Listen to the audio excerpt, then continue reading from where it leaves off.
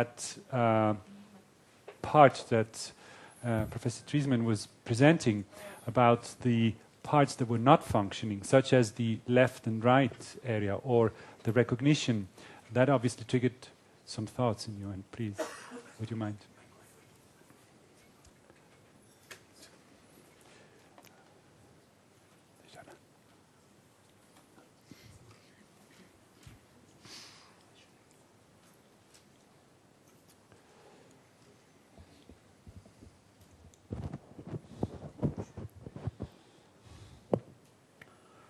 I don't know.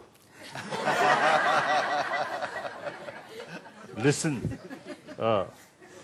See, more sort of what's the explanation. I will say also the explanation out of your experiment or their experiment. Research now.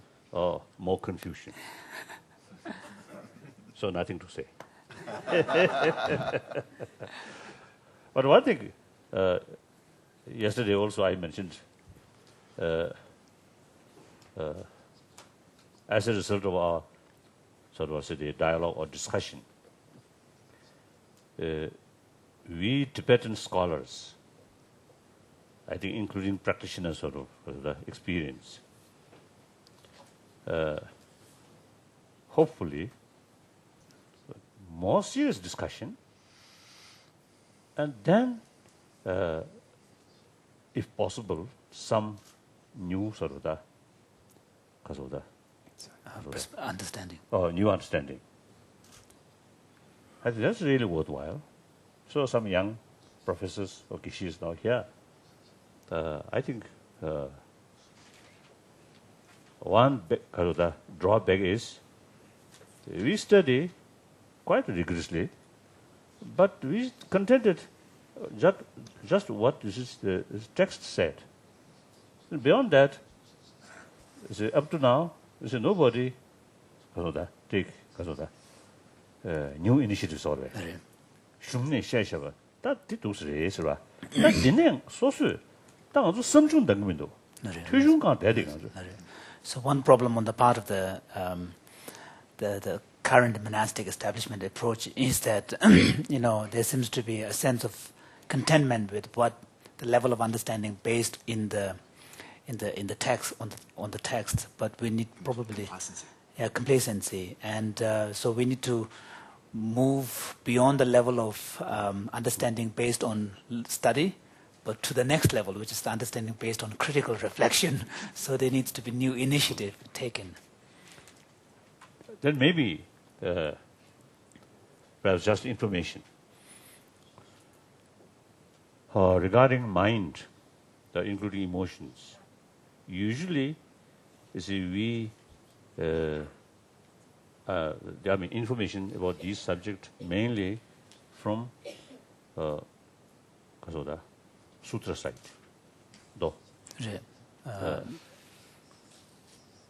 Sutra. Sutra side. And within the sutra, the explanation, or I think definitions, definitions of mind, there are differences. The Vivashe, Sudhantika,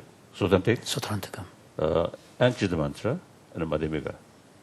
I think Madhyamika, particularly the Prasangika Madhyamika. Then, but all these is dealing with grosser level of mind only. So now, for example, yesterday, a certain experience of the mind at the dream time. There are in Tantrayana some information, like in Guhi and the Nagarjuna's Rimyanar. 5 stages, the text. Clearly mentioned Lu Ragwa Chao Shindu Chao, Sem Ragwa Chao Shindu Chao, Chigdua. So in the Vajrayana text in particular, there are recognitions, for example, in Nagarjuna's text, the 5 stages. He speaks about different levels of subtlety of body. The gross level of body, subtle and extremely subtle level of body. Similarly, in the mental domain as well, gross level of mind and consciousness, subtle level and extremely subtle level. So, usual explanation or definition of these, let's say, different minds. Mental faculties. Different mental faculties. According to those Sutrayana. So that I quite sure you cannot sort of take apply it. No. Definition when we explain this subtle mind. I think obviously through our daily experience, I debate now.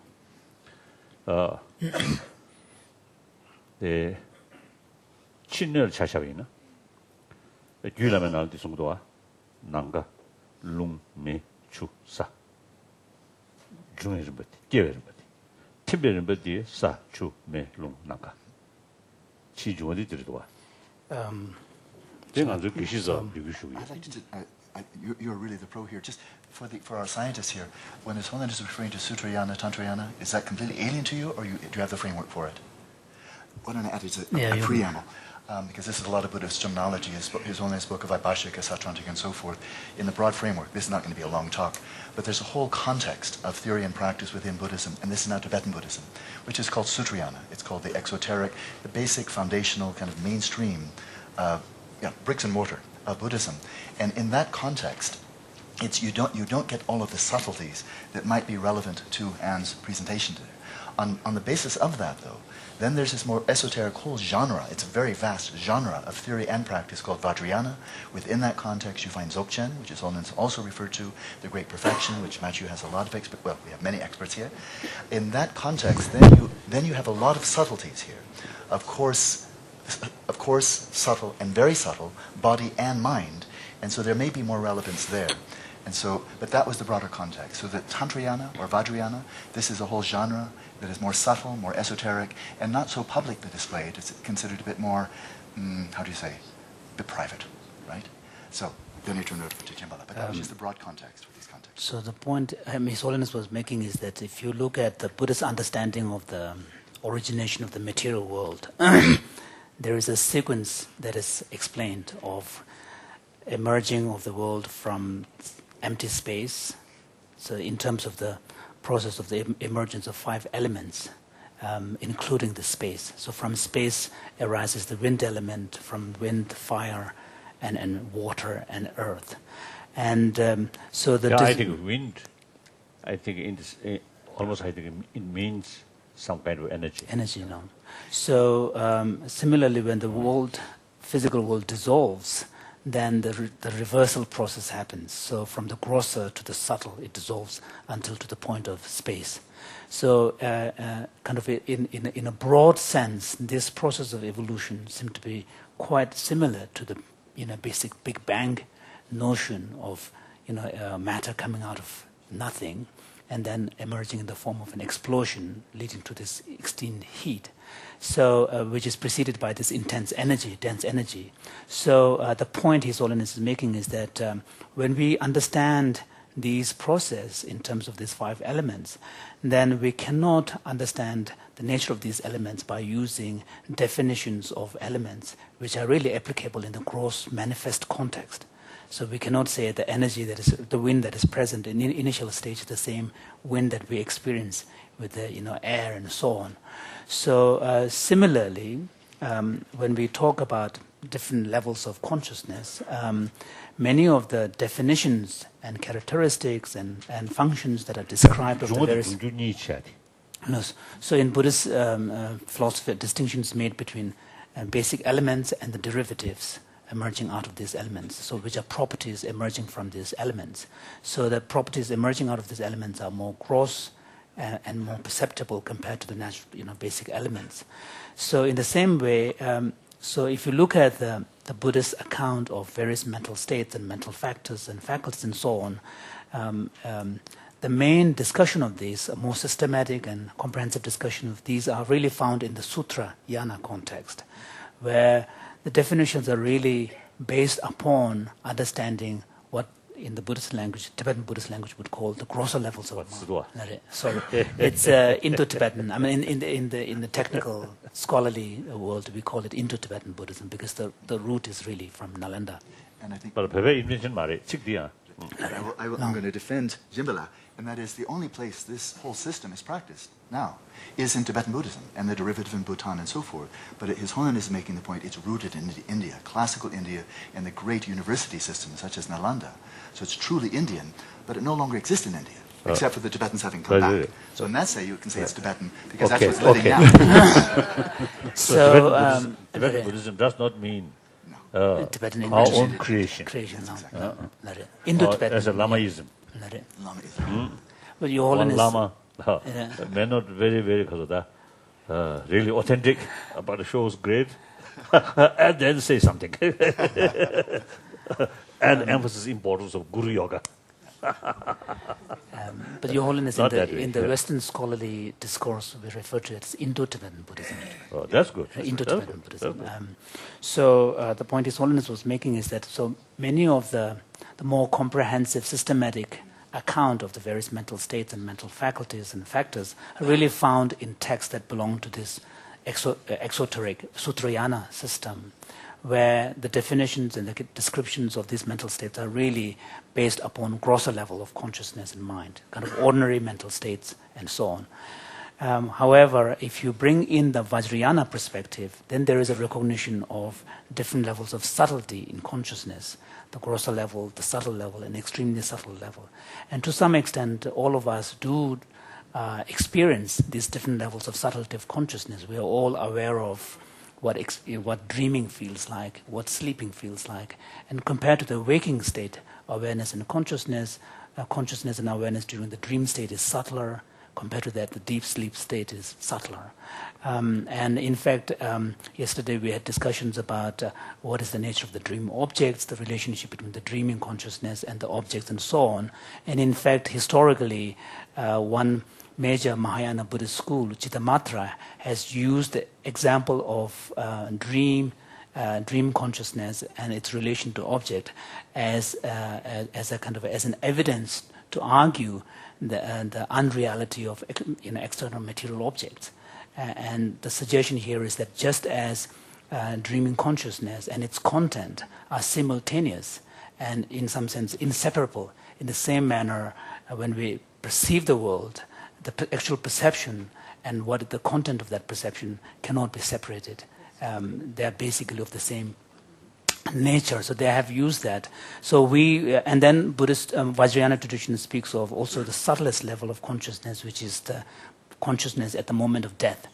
Of course, that we cannot have experiential knowledge of this, and although there are some techniques in the Vajrayana tradition where a simulation of death can be affected, for example, by squeezing this jugular vein. But if you do it wrongly, you might not come back. So Real experience. Real experience. So the point is that on the part of the Tibetan Indo-Tibetan tradition, there is all of these resources. But since the systematic account is really in the Sutrayana text, we need to find and there is no textual resources that explains how this can be integrated, and the definitions and the understanding of the consciousness can be broadened in a systematic way, bringing in the Vajrayana perspective. So here probably we need more work. So for example, if we take one example of a mental faculty like attention, depending upon the subtlety of the consciousness, the moment of that cognition, again, how that attention operates may be very different. The same thing goes for mindfulness faculty. Memory. No. Mindfulness at the So again, here a faculty like mindfulness, depending upon the subtlety of the mind, one will have to, recognize different operations. Mm-hmm. So since you brought more confusion in my mind So my responsibility is to bring more confusion.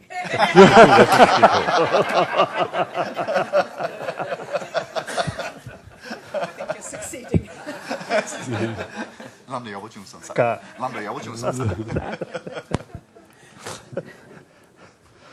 가사.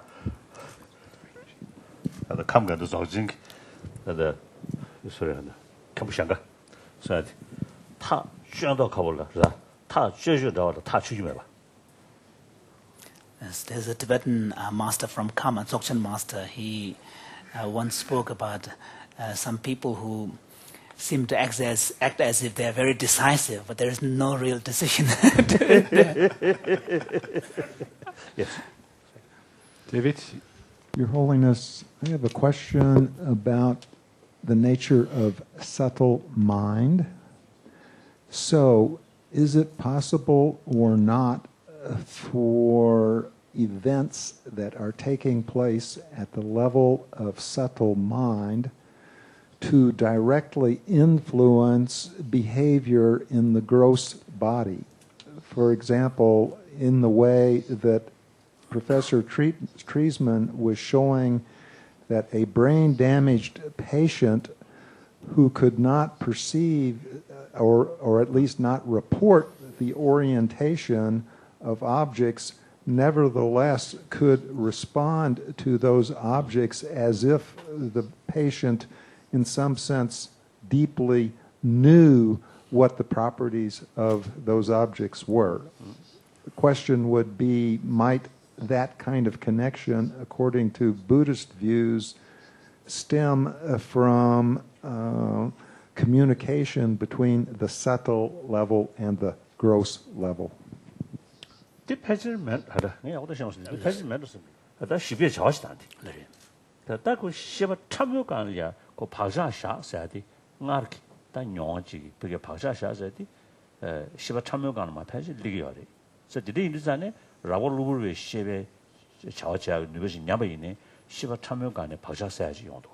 So, from the Buddhist point of view, listening to Anne's presentation, a lot of these phenomena will be explained on the basis of invoking the concept of what is called imprints or vasana. Vasana, right? Habitual propensities. Habitual propensities, vasanas. I don't know what the Pali term is. Vasana. Same, yeah. Oh. So it's a habit or kind of an imprint that has been formed as a result of prior experience or repetitive or several repetitions of experience. And when someone, for example, has a brain damage to that region, the expectation would be that if it has been imprinted, that these imprints will be stored in a subtler level of consciousness. So although as a result of the brain basis being damaged, grosser levels of mental activity may be damaged, but the subtle levels of operation still carries on, and then the imprint can affect the behavior. So that's how His Holiness was saying that he would understand the process working. Whether it's really an act of knowing or not. Yeah, but that's okay. So I think our daily experience, when we had some sort of pleasant dream or fearful dream, the next day, although you know that's a dream, nothing, but somehow some influence in our grosser level of mind. Last night, good dream, happy dream, next morning, feel happy, isn't it? Fearful dream, next day, little uncomfortable. So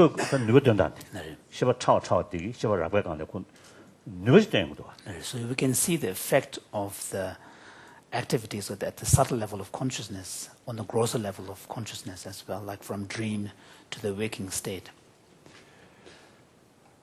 I think the brain specialist, I think important to examine people who really faint.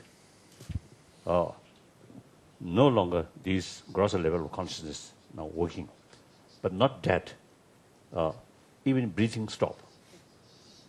So at that time, if it is possible to test and some part of their brain. The normal legacy is faint yomarba. That conditionally kind of kuya karchikdo.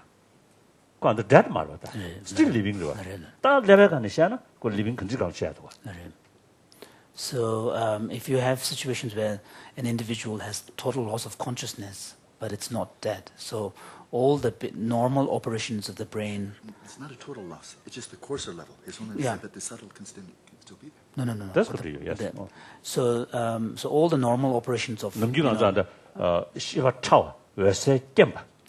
Shayadi, Nitu, Chikshe, Gare Nigoche, Level Nigoche. That come power Kaduche, that is you. So generally, for example, in the Vajrayana text, there's a recognition of specific... in one of the Guhyasamaja texts, recognition of specific occasions when a very subtler level of consciousness is experienced. For example, like when you faint or yawning. Not most subtle, but some. Comparatively subtle. And sneezing and of course death. And then sexual climax. So in the earlier His Holiness was saying no, and then fainting. No. So for the neuroscientist, it may be interesting to see if there is a way of experimenting to see what's going on in the brain of someone who has lost total consciousness, but is not dead. Well done. Please. Please, Anne. Yes, just. Recent reports. Shiba. People in a state of vegetative consciousness where they are unable to make any contact with the world. It's a very important question, of course. Should we still continue to save them? I need this. Somehow that's not working, I'm sorry. Okay. Should we continue to save them? Sure. And so they tried using fMRI to see whether there was any signs of brain activity, and asked one patient, I think, to mentally walk through the rooms of his house or play tennis or something. I hope you'll correct me if I'm wrong. And found activity which looked very like the normal activity that was going on in this person who was quite unable to speak or to signal in any bodily way. So your experiment has recently been done. So are they breathing?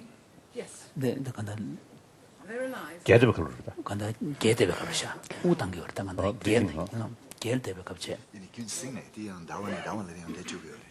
Vegetative state.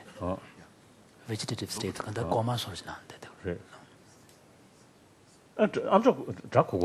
So do they hear? Well, I think they could hear because they could respond to this question. They were unable to speak. Yeah. So they said to them, if your answer is yes, think about walking through the rooms of your house. So they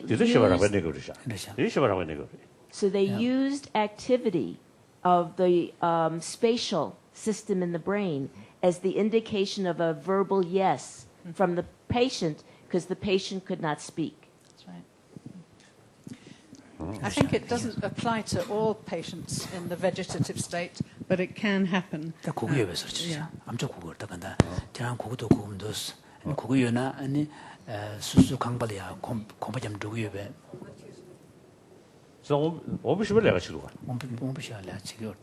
So to some extent, their auditory perception is functioning. Yes. Otherwise, there'd be no connection. Yes. So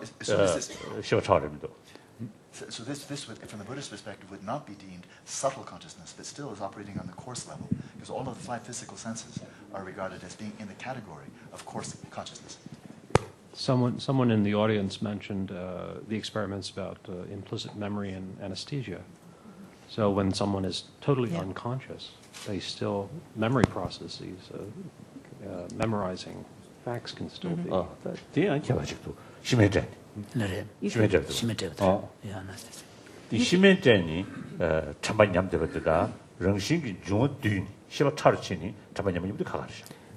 from the Buddhist point of view, the kind of unconsciousness brought about through anesthesia would be very different from the one that is experienced through a natural process of dissolution.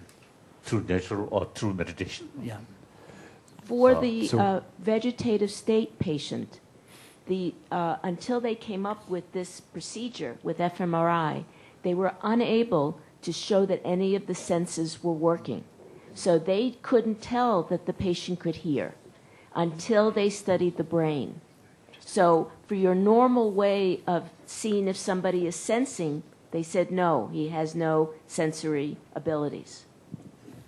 There was also a study published in The Lancet about 345 cases of people who have got heart attack, Yes. and for a few hours without a flat EEG, Yes. so NDE experience. And there was a number of recollection while having a flat electroencephalogram, which nobody could disprove. Yes. So some people say the stem brain and all that, but so it seems in that case the gross consciousness, according to Buddhist term, would be not functioning if the EEG is flat, and yet there were 5 or 6 undisputed cases of some kind of recollection. Yes. Yeah. So for Your Holiness, what would be, from your point of view or from the Buddhist point of view, a real clear, subtle state of mind? There is obviously not clear where it actually is the threshold between being unconscious and still being able to perceive, which is...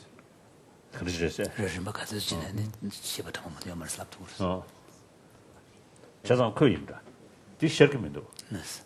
So this is one of the Geshis that His Holiness know, who is a good practitioner as well of Vajrayana, and so he had to go through... A few of them, I asked. So they had to go through, the surgery, which involves, global anesthesia. So they, some of them said that they were very curious to see whether, they could identify the dissolution processes that occur in a loss of consciousness. And they all said nothing was happening. So similarly, in His Holiness' own case, I also last have year... now, it's the first person. Right. Yeah, first person experience. Last year, you see the Gallbladder. surgery of the gallbladder. I also used that medicine. So he had to take global anesthesia, and he was also quite curious to see whether these dissolution processes occur. Yeah. But Attention said.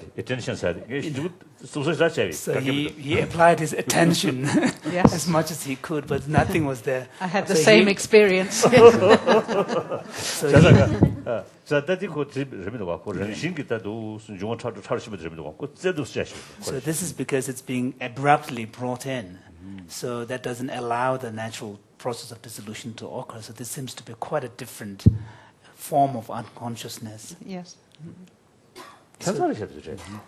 So another interesting kind of phenomenon is that among the people that who remember past lives, His Holiness knows two Indian. Actually, I met 2 Indian girls, one in Patiala, one in Kanpur. Very clear memory about past life. So both cases, because of the death, The cause of death, previous yeah. life, very certain. Accident, yeah. So 중원 팀이 멋중에서 없이, 팀을 남기는 시 멋중에서 없이. So it seems that from the Vajrayana point of view, they didn't have the chance to go through the normal dissolution of the elements. So this seems to leave a very stronger impact, so that people are able to recall their past life experience. They both not practitioner, the previous life, Nare. just a young student. Of course, the physical also, I think, young age. Young age. Maybe some Difference. some differences. So therefore, in order to recognize, in order to Recognize experience the next life, reincarnation. memory Yes. about past life, then better to die at a young age.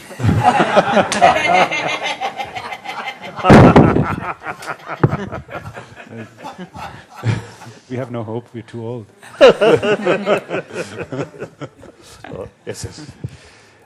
One question that came up, at least for me, and you mentioned that in your talk, was that when there is a neglection of certain capacities, there is obviously a process that is somehow still remembering, or maybe it's a propensity that kind of resurfaces.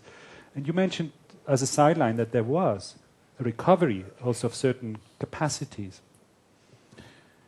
Yeah. In regards to the left field. Oh, the neglect Neglect patient, yes. of, yes, of often the left field. That And then recovers. what triggers that recovery?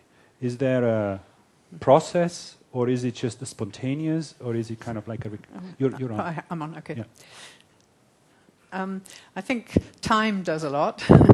So people recover spontaneously from many of the brain injuries. But also you can increase the recovery by training the patient to do tasks.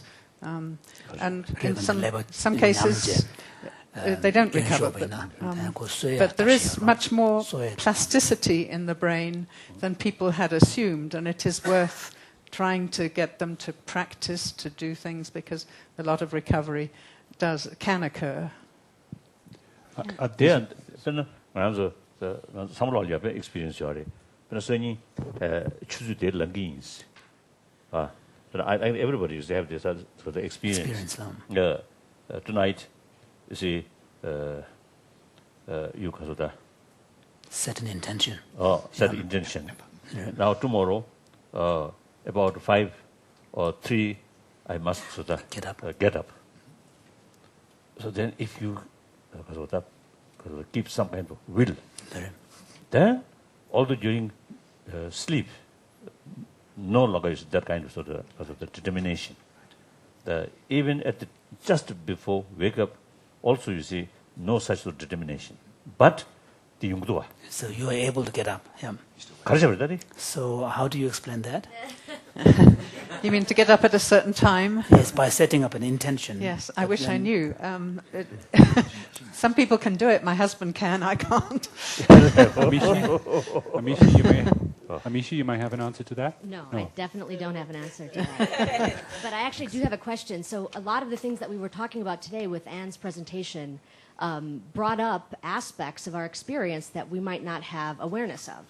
And it seems to me that a lot of the intention of contemplative practice is to become more and more aware of our experience. So the goal, in a sense, is to increase our attention and awareness. I wanted to ask you, Your Holiness, if there's any examples that you or others can mention to me of explicitly not wanting to have awareness. Which is not ignorance, but explicitly not wanting to bring your awareness to something. Wishing not to be aware. No. Well, I'll give you an example. I mean, I have a 6-year-old son who sometimes he's playing a lot and will bite his shirt or something. And he does some habit that if he keeps attending to it, he might get more and more captured to do it. So part of it is kind of encouraging him to not pay attention. There's certain aspects of our experience that may benefit from actively not attending to them. And I wanted to ask you if there's...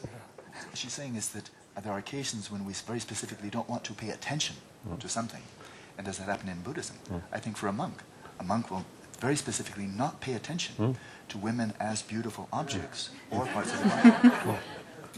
Your eyes are down. And so you're very specifically not attending to objects that will arouse any kind of desire.